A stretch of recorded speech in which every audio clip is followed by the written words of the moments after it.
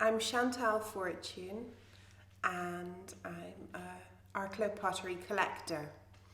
I have an amazing collection of a lot of the older pieces of Arklow. I'm also an antique dealer and collector and interior decorator. So I have a kind of a broad scope. I'm most interested in history and architecture, and anything that I get really interested in I kind of delve really deep into. So maybe about 10 or 15 years ago I started looking at the backs of plates and realised I had quite a few Arklow pieces in my collection, and it just started from there. Cups and saucers and collecting and finding pieces. And when I was in college in Dublin, I was tossing between writing my thesis on Arklow pottery or antique Irish lace. Now, I wrote my thesis on antique Irish lace to much of a regret years on that I didn't write it on Arklow pottery, because the more I delved into being an Arklow pottery collector, I realised that my thesis would have been a great kind of great piece of work, a paper, a written piece of work that would come in really useful now that I'm working with Arklow pottery, cataloguing the back stamps and the history of it. So I'm really interested in pretty much all things old and beautiful.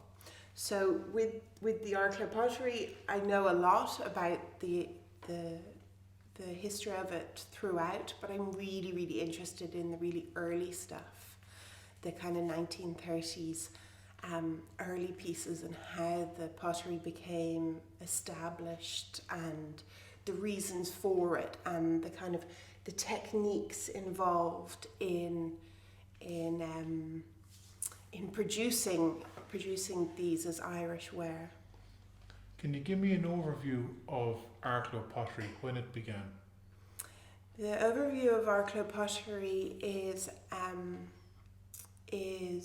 Arklow pottery started in 1934, and it was established as part of a national Irish potteries, part of the Free State, and it was officially opened by Sean Lemass in 1935. It was funded by Sean Lemass was Minister for Commerce at the time, so it was really, really a very important factory and establishment to gain an Irish factory to produce wares for the Irish market.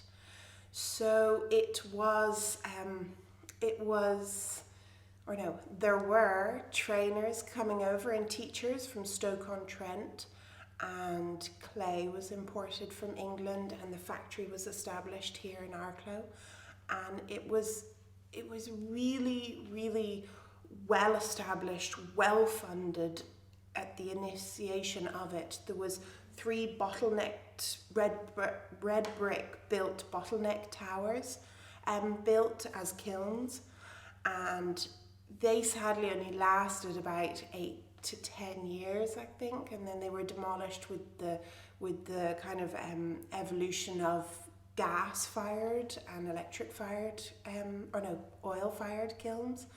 But so initially there was 3 bottleneck, red brick bottleneck factory kilns were built here on the site. A huge, really substantial factory and infrastructure built initially.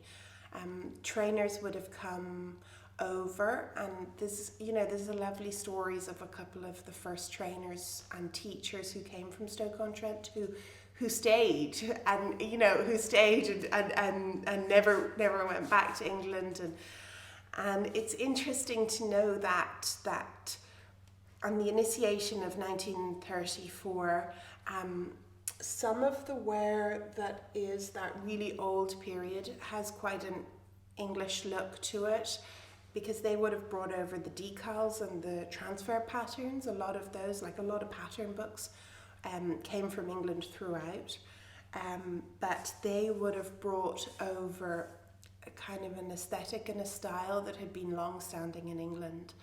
And in Ireland, in Arklow, you can see some of the really early pieces have that aesthetic. And then all of a sudden, there's a shift very, very early that becomes this kind of Irish style, and it's slightly, or Irish aesthetic, and it's slightly kind of provincial in a really good way, quite utilitarian, where the decoration it just has an Irish charm to it. It's kind of slightly softer and a little bit more delicate. Delicate, not in a soft way, but just a kind of I can show you some pieces in time what I mean by that when we look at the kind of real design history and the aesthetics of it in its very early days. Why did you choose Arklow to set up the factory? Arklow is an ideal location because it's on the east coast of Ireland. It is a port town or a harbour town. The factory was established down on South Quay with, a long pier, boat access, really, really good kind of access, because a lot of the ingredients as such, a lot of the clay and things were imported initially from England. So from England, the imports of clay was a kind of viable. And Arklow has an amazing history of an industry. The history of Arklow for factory work and boat building and industry is, really goes back a long way. So Arklow really was an ideal location. And the early years, did it prosper from day one? How did it develop as an industry? It really developed as an industry and prospered from day one. I mean, it was very well funded to begin with. It was very well managed and run. I mean, a lot of the workers, I know most of the workers were on piecework. So, it really was a very, very tight-knit, well-run factory line producing earthenwares and ceramics. And when did it run? When did it finish up? Well, there's a kind of it ran technically from 1934 to 1998. But there's an in-between time in the 70s, in the 1970s, when Noritake came in, which were a Japanese company, and they came in and bought up Arklow essentially, and bought the factory and established a Noritake factory alongside Arklow. Arklow was still producing and distributing and selling earthenwares and ceramics, but Noritake kind of backed it all up. Now, that was a real changing point, because Noritake kind of came in as a doorway into Europe for their ceramics and their production, and essentially within that time period of the kind of 1970s to 1998, it was becoming slightly unstable. I mean, it prospered, definitely. Noritake prospered here for a long time, but kind of early 90s, I think it started becoming not so financially viable anymore. I really more know about the Arklow end rather than the Noritake production lines. But for Arklow Pottery, it became not so viable at that stage. Now, in the early 90s, there was changes where Bisqueware, plain ceramics were being shipped in from other countries, manufactured in other cheaper countries, and then being decorated, stamped and sold here. So it's really unfortunate that by 1998 the only option was to close. If only other Irish bodies had have stepped in and helped and maintained it, but as the kind of 1990s shows that production and cheaper countries to produce things was really part of the demise of Arklow Pottery.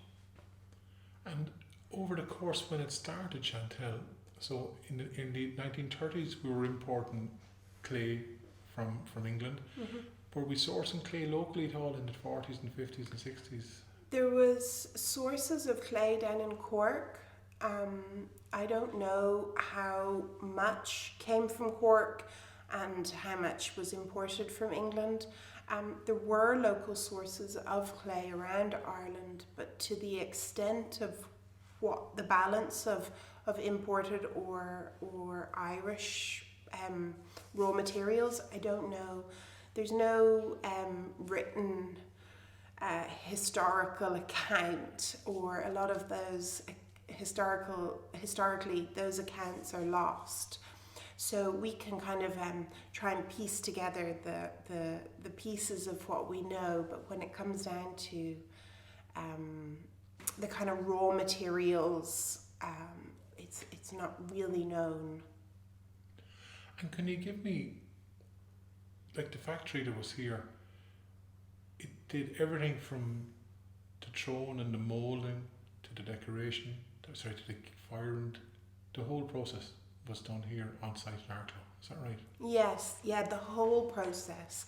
I mean, so initially when clay was imported, there were materials being imported, raw materials, but literally from the inception of a teacup or a teapot, the clay was mixed and filtered and fined, refined and shaped, moulded, thrown, whatever the form of cup, however the form was being made. The slipware, the clay departments, so there was huge departments in slipware and in clay, in the clay end, and then that would be fired, dipped in glaze, or decorated, hand decorated or transfer decorated, dipped, fired again, all on production lines throughout the one factory here in Arklow. Now there was quite a lot of departments, and we're right now cataloguing that to try and really kind of define the different departments, from the clay end to the decorating to the gift shop, and the final selling of the product at the big site where the factory is. The factory site is huge, or it was huge. It's not really no longer in the same form as it was. But it was huge, a huge factory, and then at the very gates, at the very end, there's like a little display shop, and the display shop was beautiful. There's lots of photographs of it and stuff, but it's funny to see just the grand scale of the factory to produce these kind of delicate, not so much delicate, but beautiful wares, and fragile to the extent that china and ceramics and earthenwares really are. Yeah. And like figures wise, like in the early days, what kind of would you have records of employment numbers? Oh, there are some records that survive, but not so many from the 1930s, but kind of from maybe primarily kind of 1950s, 1960s, more 1960s, 1970s. There's quite a few pieces of information. There was thousands of workers. It was a huge employer for females and women in the town. it was really big employment for women. Whereas in that time and locality, there wasn't so many other jobs for women as such, but in Arklow pottery, women worked from the clay end to the decorating, and it was a generational employment place. So a lot of in the 1950s and 1960s, you only went to school till you were 14 or 15, and then you went into the workforce, essentially. You only went to primary school, essentially. So the Arklow Technical School here had a 1-year training course before the end of the year for you to literally step from Arklow Technical School into Arklow Pottery, into a job. So in the Arklow Technical School, they used to teach so many kind of basic required skills to the young women and young men that you would step literally into the potteries as your first job at 14 or 15. That was an incredible industry for the town. Yeah, yes. So there's an amazing social aspect that we're going to be looking at and covering in this project, that there is so many stories of, my father worked there, my sister worked there, my 4 sisters worked there, and we all walked to walk to work. There was an amazing kind of camaraderie amongst the workers, and, at lunch or at the end of the day, you would see the stories, or you would see, trails of them working, and everyone was very happy and able, and kind of an amazing sense of community within the town. There is also an amazing unofficial record of the psychological effects that hit the town in 1998 when everyone was let go, that rippled throughout the community for a long time after the closure of the factory. That happens in post-industrial towns, doesn't it? Yes, it does. Yeah. Arklow.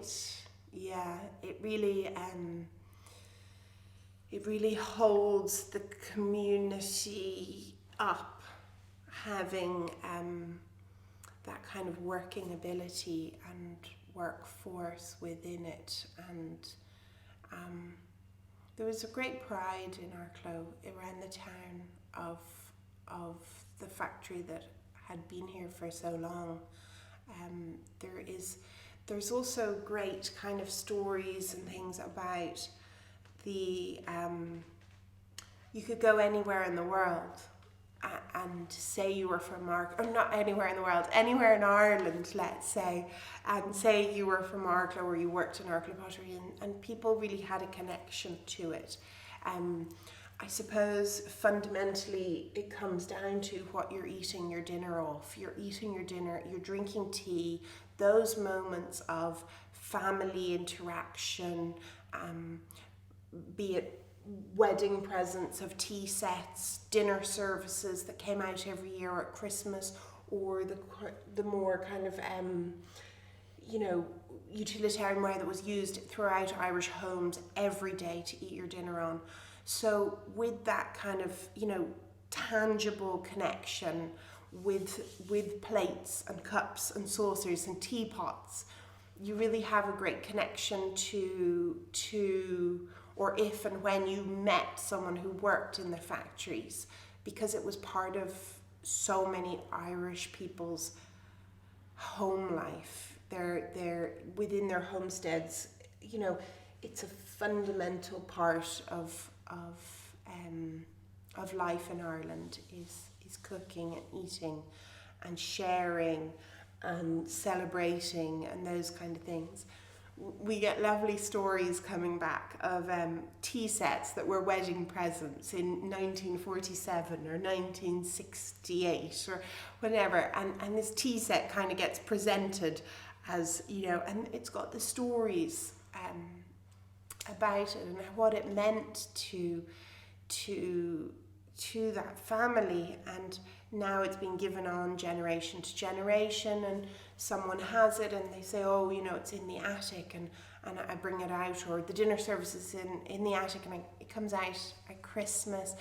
And my advice always is you should use it more often. You should bring it out. You should have a tea parties and use these things rather than always having things on display. The whole story of Arklow is tied in with the formation of a whole new state as well. Yeah, it was part of the Free State and the initiation in trade within Ireland as a Free State, as a republic. So there was quite a few industries at that time being established as a national effort to represent Ireland as a production and commerce and business enterprises. So Arklow Pottery would have been kind of seen as, I suppose, potteries would have been seen as an essential factory and establishment to have here in Ireland. When was its heyday, Chantal? I think there might have been a few heydays now. So to me, the 1930s and 40s would have been the heyday, But really, there was a big marking point, and we registered in the back stamps and how we're able to catalogue it. And it's from when the stamp said era to made in Ireland or made in the Republic of Ireland. And that was in 1949. Can you walk me through the different departments within the factory? Yeah, I can walk you through the departments. I suppose it would have started at the very back of the factory with the raw materials which is a clay powder, like a clay in powder form. So that would be mixed in huge vats to get the right consistencies for slipware, which is a very runny type of clay, and it would be sloshed around the molds, and it kind of, the workers are really skilled in seeing how thick the clay is setting. The slipware is setting around the mold, and then they toss out the remaining slipware, and then that's left to set, to the clay being, or the powdered clays being mixed down to a very solid kind of clay that then is thrown on a wheel and molded into a shape. Now that's much more skilled work, and they're the handmade pieces as such. Now there's handmade elements to it all throughout. So from the clay end, that would be the very start of production within the factory, and it would be a kind of a messy, colder kind of the clay dust, so the atmosphere within the clay end is kind of rougher around the edges, if you know what I mean, because it gets very, very refined by the end of the factory line. I mean, at the other end of the line, it's immaculately clean and very, everything is very breakable at that stage. So at the clay end, at the very end, it's rougher work. It's kind of, it's skilled, but it's kind of messy work as such. And this say we're talking about is teapot. So the teapot is formed in its kind of different parts. So the base of the teapot, and then the spout would be formed, and the handles would be formed, and the lids would be formed, and then they're assembled along an assembly line. before they even get to, or before they get onto the decorating lines. So you'd have clay end, which involves kind of mixing, producing, forming, assembling into the kind of, and that would all be part of the production, and then it would be fired in kilns to create bisqueware, which is, if you come across it, it's like ceramic that is kind of, it's lovely to touch, but it's still absorbent. It's still unable to be used as such. But so there's this very kind of basic teapot in its unglazed form. And then that would go through to applying transfer decorations or hand painted, but let's stick with transfer decorating, and decals applied because there's more technical stuff to talk about.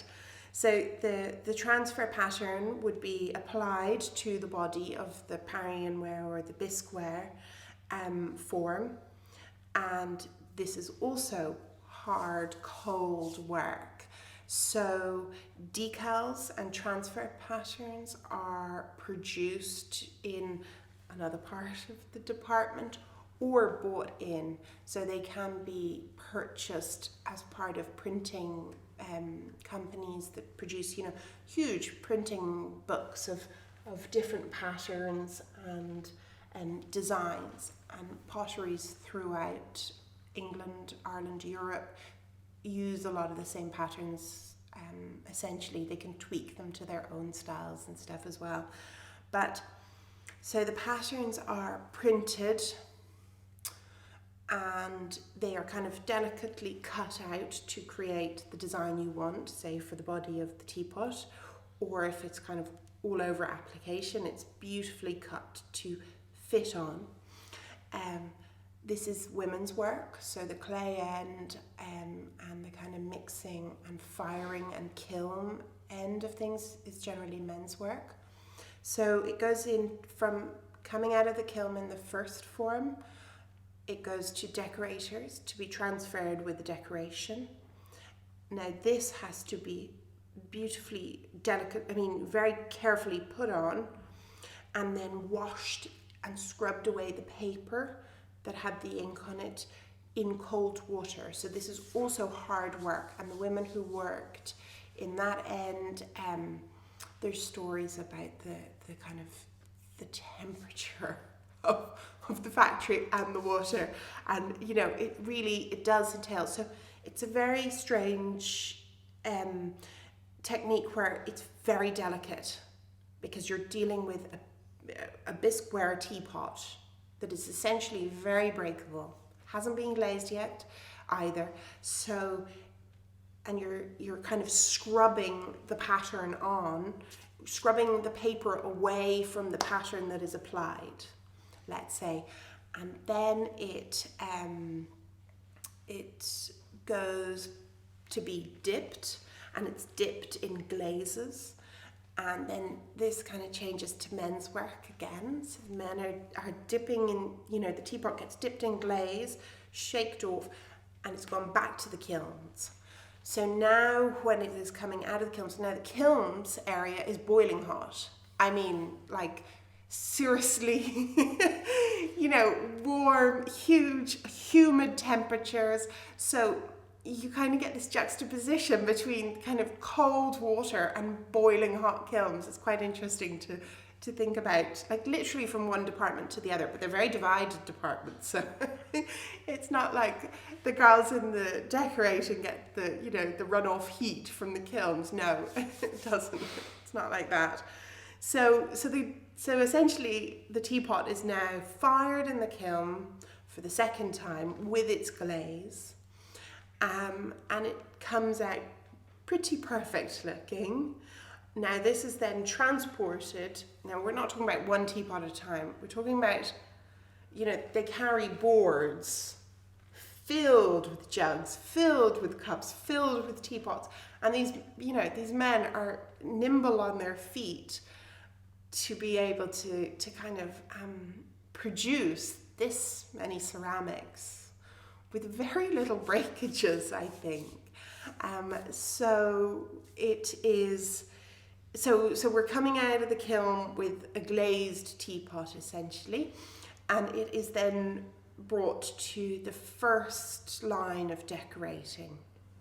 So there's a kind of a skim off of any rough edges on the bases, and it kind of moves up a production line or a factory line to the very end is the gilding with the gold rims, and this is women's work, and they're turned on wheels, and they have the most delicate little paintbrushes spinning it, and they know exactly the spin to get the gild the whole rim of the teapot. So the gold rims are generally around the rim of the teapot, sometimes around the base, and then very pretty little flicks down the handles. Gold is 24 karat gold paint, and there's amazing stories of the women in that department would have these rags, special rags, let's say, to wipe off any excess gold from production. Now these rags would be gathered up and burnt to extract any excess gold, paint or flake that would be then collected, produced back into gold flakes for painting. So there really was an amazing sense of production and ability to produce these things effectively, cost effectively. It was piecework, so the women were on piecework essentially. So, there was quite a strict quality control at the end of it all. So if your piece didn't make the mark, it really was, you were very skilled, and you became very skilled very quickly because it was the line of work on piecework you were paid for. So yeah. So you were paid for what you produced? Yeah. And what was the percentage of male and female workers in the factory? I'm not sure if there's an exact percentage of male to female workers in the factory, but primarily there was a lot of female workers. A lot. Like it was a huge, huge production lines were women.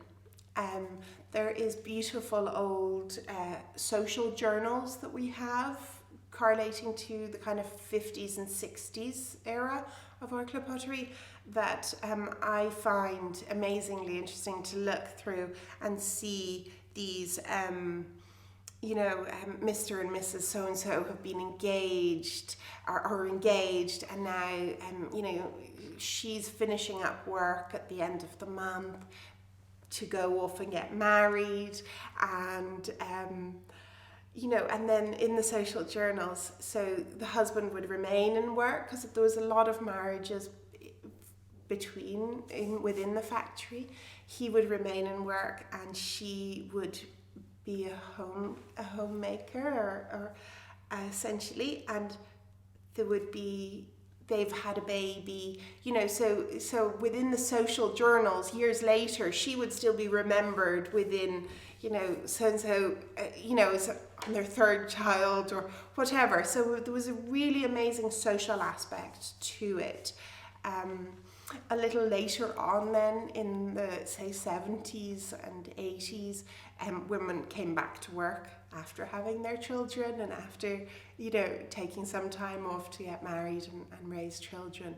So we have these stories of people who worked there when they were younger, from the age of 15, and then kind of came back to work there again, essentially later on. There was a social club, there was a social journal that was produced, I'm nearly sure it was monthly throughout. There was a great sense of community. Most of the people who worked there lived locally, So the social journals were essentially, they were kind of keeping up to date with what's going on and who's doing what, and there would be local advertisers advertising services, products and services from the village, from the town, and they were kind of, I suppose, an aspect that came in part of a kind of a working community, a social and working community that really thrived in Arklow, in the town, and which was represented in the factory as well. And do you think the pottery is missed from the town? I think the pottery is really missed from the town, yes. I really think that it was such a big part of the town. The town has a great history of shipbuilding and the lifeboat station, one of the earliest ones here in Ireland. But Arklow Pottery, I suppose, had a kind of a really huge kind of effect on women's work and establishment that really supported women working within that. So to lose that, there wasn't very many other industries for that would have hired women as much as Arklow Pottery did. And that was an absolute game changer in industry in Ireland. Yeah, it was. It was a time, I suppose, in the 90s where industry really was being shipped out to all aspects of the world and kind of mass produced and very cheap production and labour in other countries throughout the world. So, you know, there's an understanding that the closure of Arklow Pottery in 1998 was inevitable in some sense, just unfortunate in another way.